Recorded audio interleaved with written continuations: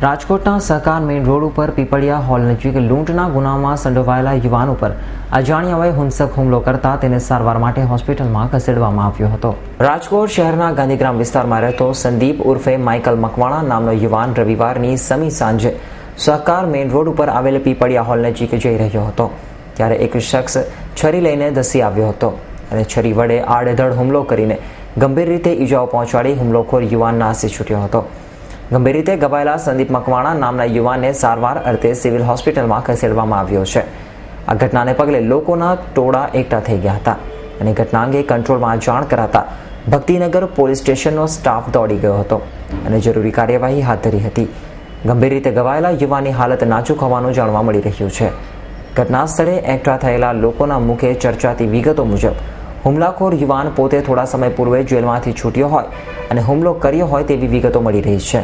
ગુનાખોરીના ગ્રાફમાં આગેકૂચ કરતા રાજકોટ શહેરમાં રવિવારની સાંજે સરા જાહેર યુવાન ઉપર થયેલ હુમલાને પગલે ભારે સનસનાટી મચી જવા પામી છે।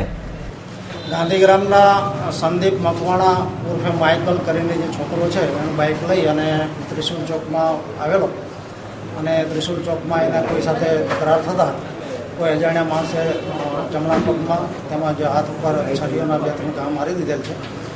બ્લડિંગ ઘણું બધું થઈ ગયું છે એટલે બેભાન જેવી હાલતમાં છે। હાલ એને સિવિલમાં દાખલ કરવામાં આવ્યો છે।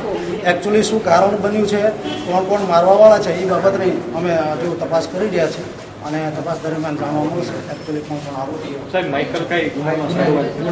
માઇકલ અગાઉ લોકના ગુનામાં પકડાયેલો છે।